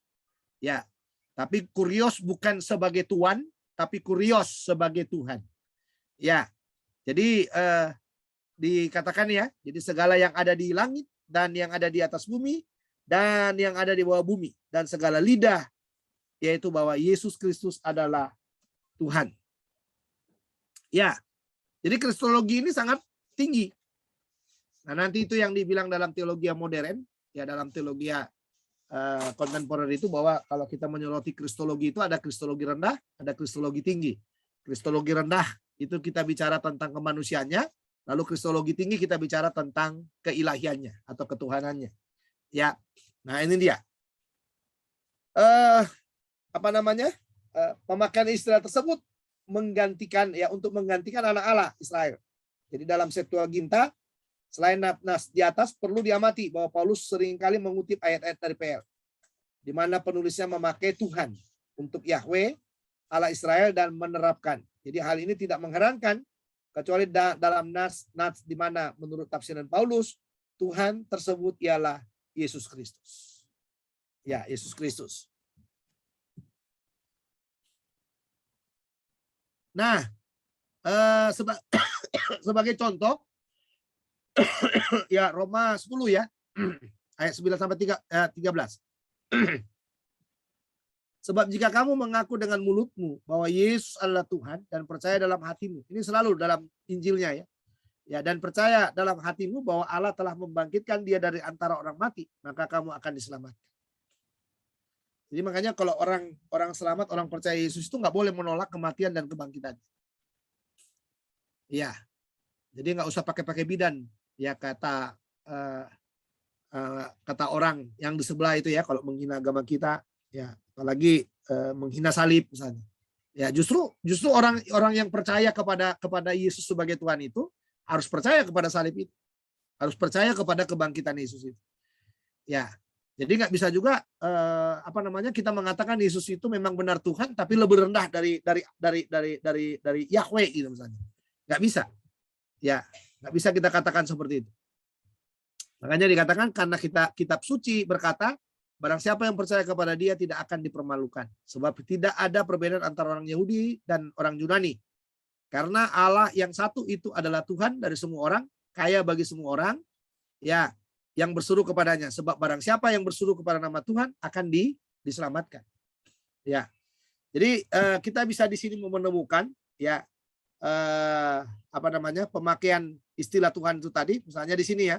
1 Korintus 2 ayat 16. Coba kita baca itu. 1 Korintus 2 ayat 16.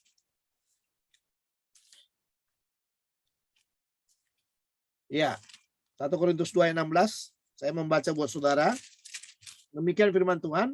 Sebab siapakah yang mengetahui pikiran Tuhan sehingga ia dapat menasihati dia, tetapi kamu memiliki pikiran Kristus. Ya, itu dalam ayat yang ke-16. Lalu Filipi 2 ayat 10 sampai 11. Ya, Filipi 2 ayat 10 sampai 11. Di sana dikatakan supaya dalam nama Yesus bertekuk lutut. Nah, ini tadi yang udah kita baca ya.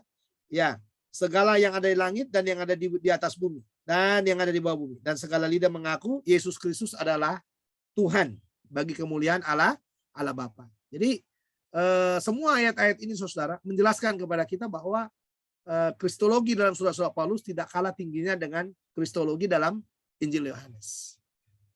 Ya, kristologi dalam Injil Yohanes itu. Karena Yohanes itu yang sangat kuat dengan kristologi ya. Karena Yohanes itu kan menjelaskan bahwa Yesus itu adalah Allah. Yesus adalah Allah. Ya, makanya coba lihat Yohanes itu langsung membuka ya. Pada mulanya adalah firman, firman itu bersama-sama dengan Allah ya, dan lain sebagainya. Ya, itu sorotannya yang luar biasa itu. Ya. Oke. Lalu kita melihat sekarang, ya setelah kita melihat kristologi itu, sekarang kita melihat manusia di dalam Kristus ya. Nah, manusia dalam Kristus, ya. Nah, jika kita sungguh-sungguh memahami betapa buruknya keberadaan kita di luar Kristus, maka kita baru bisa mengerti betapa indahnya keberadaan kita yang sekarang di dalamnya. Ya, Efesus pasal 2 sebenarnya menjelaskan ini kepada kita. Ya. Jadi nanti kita lihat di situ ya, bahwa dalam Efesus pasal 2 itu, mari kita lihat dulu keadaan kita dulu dalam Kristus itu dijelaskan dalam bagian ini. Efesus pasal 2, ya kamu dahulu. Nah, ini kata kuncinya, kamu dahulu. Bagaimana kita dulu? Mati karena pelanggaran-pelanggaran dan dosa-dosamu.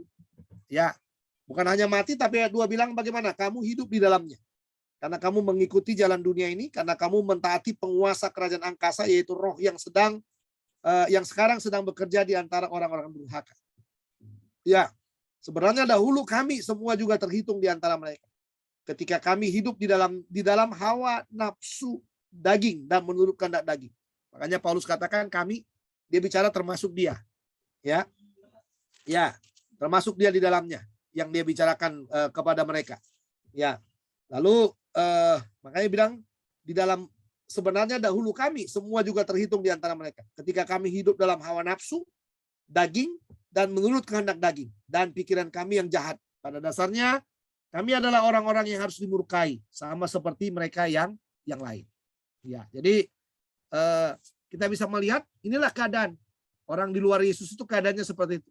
Jadi kalau kita melihat dalam bagian ini, ya keadaan itu digambarkan sebagai orang yang dikatakan dalam ayat 5 itu. Ya, ayat 5, coba lihat dalam ayat 5 itu.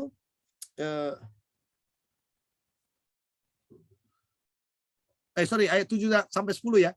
Ya, jadi telah menghidupkan kita ini tadi udah saya baca supaya pada masa yang akan datang ia menunjukkan kepada kita. Jadi keadaan kita dalam Kristus itu dijelaskan dalam ayat yang keempat sebenarnya, tetapi. Nah, ini kontrasnya. Tetapi ayat 1 sampai 3 keadaan kita dulu, tapi yang ayat 4 keadaan kita sekarang. Tetapi Allah yang kaya dengan rahmat. Oleh karena kasih-Nya yang besar yang dilimpahkannya kepada kita. Tadi mati, sekarang dikatakan telah menghidupkan kita. Ya, menghidupkan kita bersama-sama dengan Kristus. Sekalipun kita telah mati karena oleh kesalahan-kesalahan kita, oleh kasih karunia kamu diselamatkan. Yang kedua, jadi dulu mati, sekarang dihidupkan. Yang kedua, dulu kita itu mengikuti jalan dunia, atau bisa dikatakan kita itu terikat dengan dunia ini. Sekarang lihat di sana, di dalam ayat yang ke-6. Dan di dalam Kristus ia telah membangkitkan kita juga. Jadi dulu kita terikat, sekarang kita dibangkitkan. Dilucuti maksudnya. Dilucuti dari semua ikatan-ikatan itu. Diberhentikan. Yang tadinya kita mengikuti, yang tadinya itu terikat ya, mengikuti jalan dunia semuanya, kita dihentikan, dilucuti semuanya. Lalu yang ketiga, dulu kita dimurkai.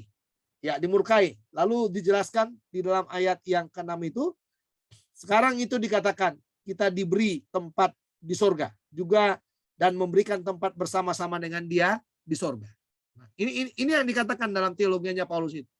Inilah keadaan kita, manusia dalam Kristus itu. Ya, dulu dia mati, terikat dan dimurkai. Sekarang dia dihidupkan, dibangkitkan dan diberi tempat di sorga. Nah, dasarnya adalah ayat 7. Supaya pada masa yang akan datang ia menunjukkan kepada kita kekayaan kasih karunia yang melimpah-limpah sesuai dengan kebaikannya terhadap kita dalam Kristus Yesus. Ya. Nah, ini tujuannya. Ya, supaya pada masa yang akan datang dia menunjukkan ya kepada kita karunia yang melimpah-limpah. Baru dikunci dengan kata sebab karena kasih karunia kamu diselamatkan oleh iman. Jadi perubahan status itu adalah karena kasih karunia, bukan karena usaha. Ya, bukan usahamu tapi pemberian Allah, bukan hasil pekerjaanmu, jangan ada orang yang memegahkan diri.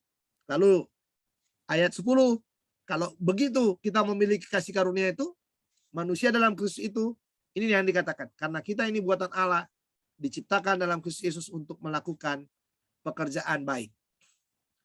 Makanya itu tadi saya bilang, jangan kacaukan keselamatan kita, karena jelas keselamatan karena kasih karunia, keselamatan hanya oleh iman, jelas semuanya itu. Tapi jangan kacaukan dengan hal-hal patron dari orang-orang yang hidupnya sebenarnya tidak dalam Kristus.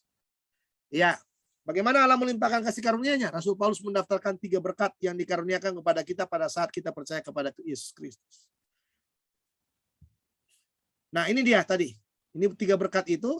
Berkat yang pertama dikatakan kita diberi posisi baru di dalam Kristus.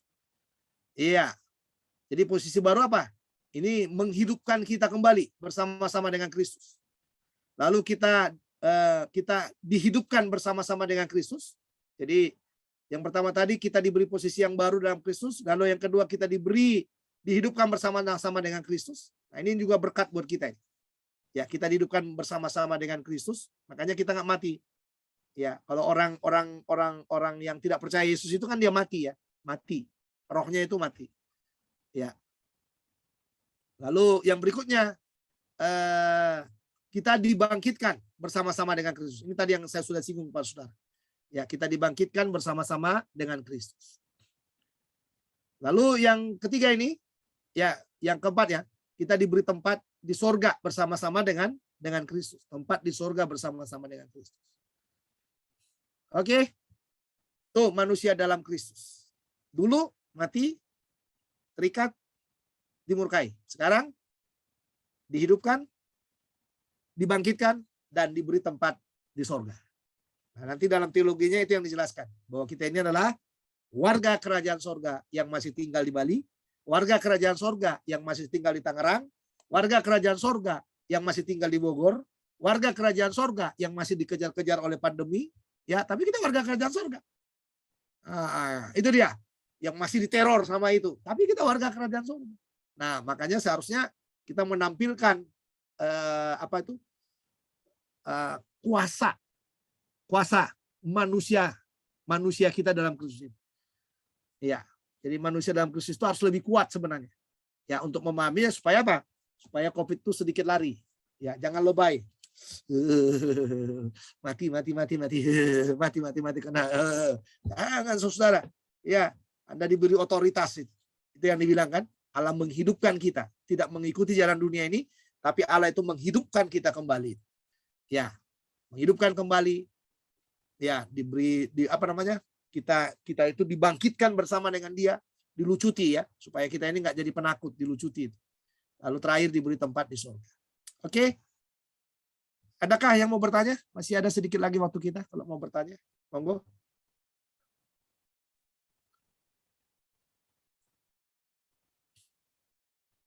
Ya, itu kristologi Paulus. Lalu besok kita akan melihat yang lain. Hari Senin lain ya. Jadi gimana, Bu Estina?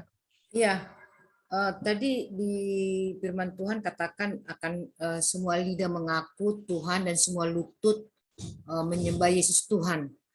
Itu kapan digenapinya, Pak? Maksudnya pas pengangkatan. Sekarang sedang digenapi menuju ke situ. Bagi mereka-mereka yang percaya Yesus itu kan pengakuan itu kemarin. Dari kekerasan hati yang nggak menerima Yesus, begitu Injil diberitakan, dia mengakui bahwa Yesus itu adalah Tuhan. Nah, berarti itu berlaku buat dia ayat itu. Oh, jadi itu bukan universal gitu, maksudnya untuk orang-orang yang seberang jadi mengaku nanti Tuhan Yesus. Iya, karena kan masa gereja itu kan ada endingnya. Sebelum muncul masa tribulasi itu kan, ya kan akan ada tiba waktunya nanti penginjilan besar-besaran itu. Ya, yang pada akhirnya orang pada akhirnya mengakui bahwa Yesus adalah Tuhan. Ya. Jadi kalau saya selalu mengatakan itu akan terjadi pada waktu Injil itu diberitakan. Pada waktu ada orang yang menerima Yesus sebagai Tuhan dan juru selamat pribadinya. Itu akan terjadi di situ. Jadi Ya. sedang berjalan, sedang berlangsung ya Pak, Sedang berlangsung. Jadi gini, tidak ada, saya selalu mengatakan begini Bu, tidak akan ada orang bertobat secara tiba-tiba, itu nggak ada. Ya, selalu ada Injil yang diberitakan. Termasuk di tribulasi juga. Ya, di tribulasi juga ada 2 saksi Allah dalam Wahyu pasal 11 yang akan bersaksi nanti di tribulasi, yang akan menjelaskan bahwa Yesus itu adalah Tuhan. Dan orang ini akan dibunuh. Nah, setelah dia dibunuh itu nanti di situ akan terjadi pertobatan dari orang-orang untuk mengakui Yesus adalah Tuhan. Itu tribulasi ya. Peristiwa tribulasi. Ya, masa kesusahan besar itu. Nah, peristiwa sekarang juga di sebelum tribulasi itu, di masa sebelum ending gereja ini berakhir, ending dari gereja itu, ya kita itu dituntut untuk bersaksi. Makanya Bapak Ibu harus berani bersaksi. Ya, Yesus adalah Tuhan. Karena nggak mungkin orang selamat kalau tidak mengakui Yesus adalah Tuhan. Ya. Jadi bagaimana orang-orang yang sudah meninggal sekarang ini Pak? Maksudnya yang belum terima Yesus, nanti itu masih pengharapan kan di masa tribulasi. Nah, bagaimana orang-orang yang meninggal, yang sekarang-sekarang ini yang meninggal ini? Ya, yang meninggal kan sesuai dengan iman percayanya, sesuai setelah Yesus datang. Tribulasi itu kan masa penghukuman terakhir ya. Urusannya Tuhan dengan Israel itu dengan bangsa-bangsa yang tidak percaya itu. Tribulasi itu bukan masa yang enak loh. Itu masa penghukuman, masa antikris. Masa penyucian iman. Nggak tahu mau disucikan karena saya percaya diangkat, Bu.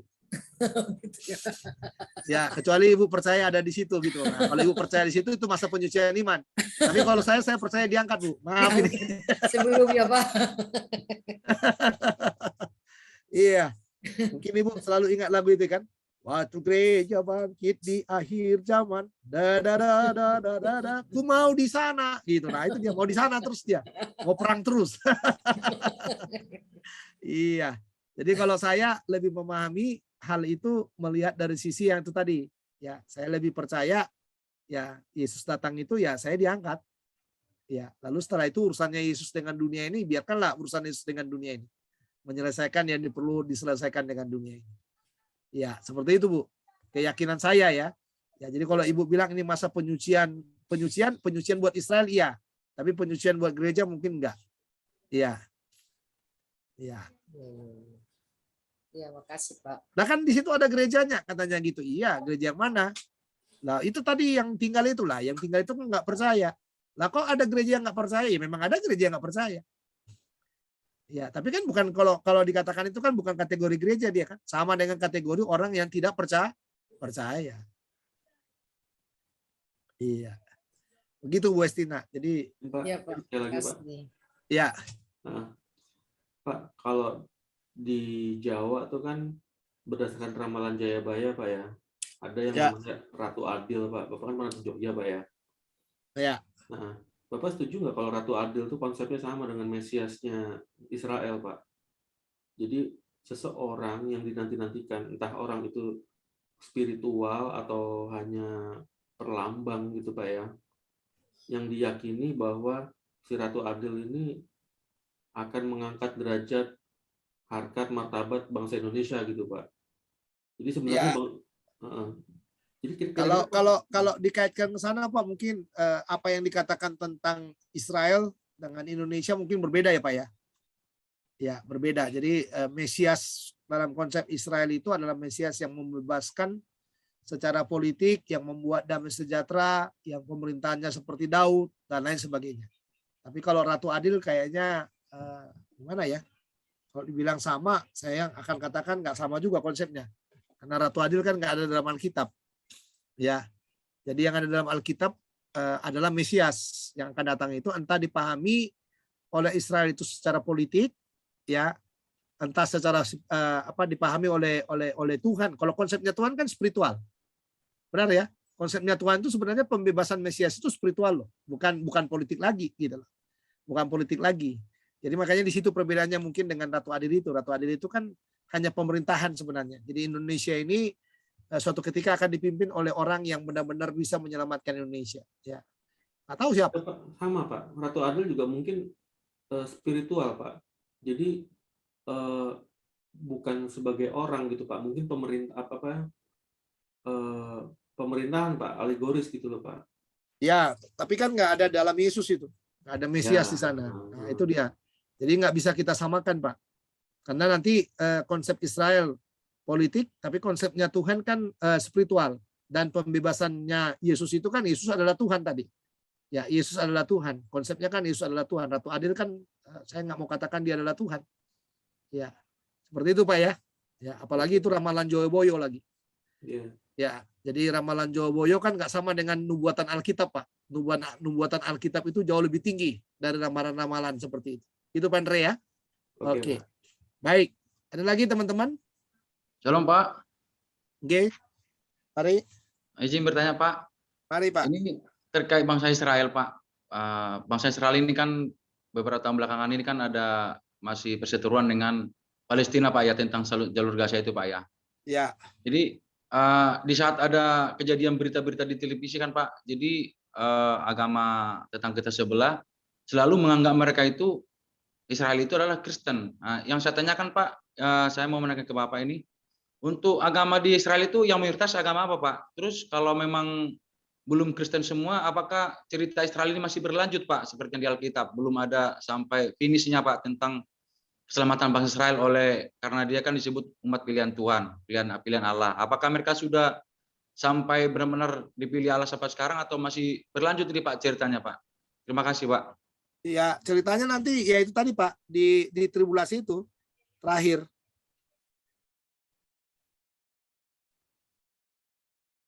Ya, jadi Israel itu kapan selesainya Israel? Kedatangan Yesus kedua kali. Kapan selesainya Israel? Pada waktu kerajaan 1000 tahun itu mulai ada. Jadi mulai tribulasi itu sebenarnya itu sudah langkah terakhir Israel. Jadi pengadilan buat Israel itu Pak. Gitu loh. Nah kalau sekarang kan semua politik itu. Jalur Gaza dan lain sebagainya. Itu semua politik Pak. Ya. Tapi Baik, Tuhan itu memikirkan Israel itu tidak lagi politik sebenarnya.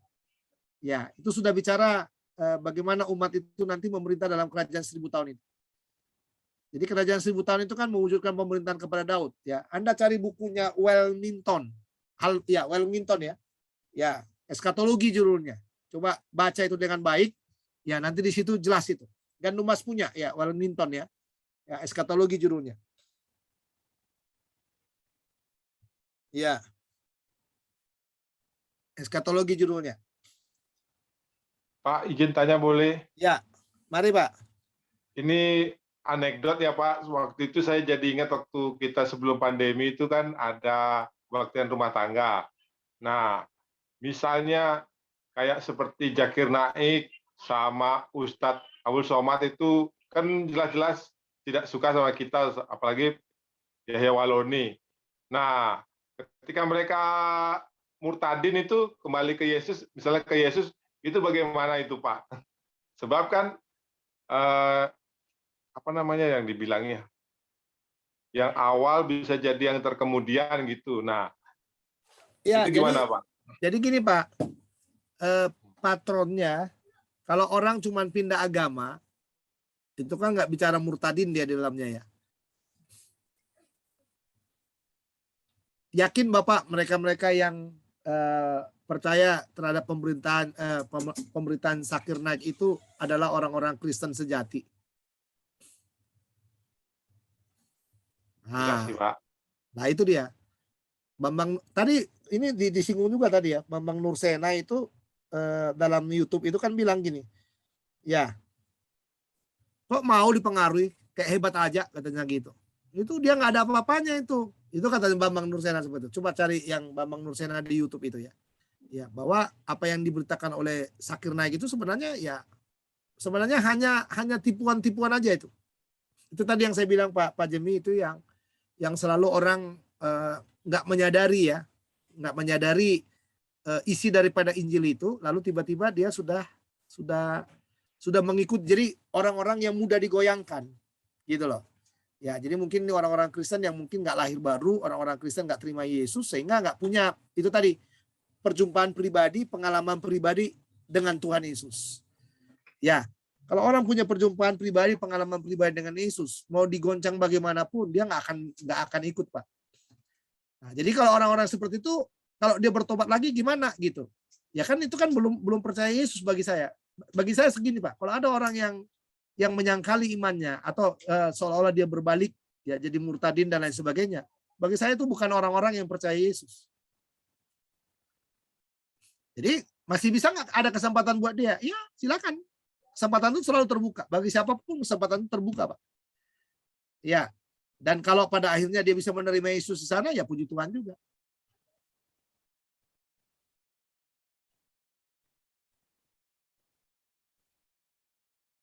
Ya, gitu ya, Pak Jemi ya.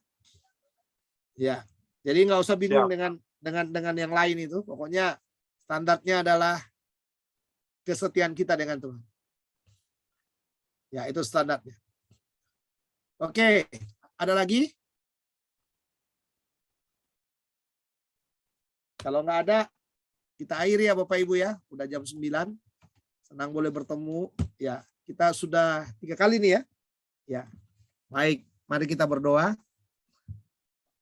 Bapak dalam sorga, terima kasih buat kasih setiamu. Terima kasih buat kekuatan yang Kau sudah berikan kepada kami.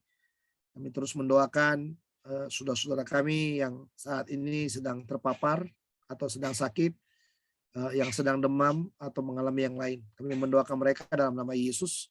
Kiranya Tuhan menjamah, menolong, dan menyembuhkan sakit penyakit mereka, supaya mereka juga boleh bergabung kembali dalam perkuliahan ini Bapa. Kami berdoa juga untuk kami yang sudah hadir, berkati kami dengan pengalaman Paulus bersama dengan Yesus, yang semuanya dikemukakan dalam teologi yang sangat dalam. Biarlah itu juga menjadi pengalaman hidup kami, untuk kami boleh melihat kesetiaan kami bersama dengan Tuhan. Berkati apa yang kami sudah pelajari ini, supaya semuanya untuk hormat dan kemuliaan bagi nama-Mu. Dalam nama Tuhan Yesus kami sudah berdoa. Amin. Baik, Bapak Ibu ya. Selamat malam semuanya. Tuhan memberkati kita. Terima kasih Bapak dosen.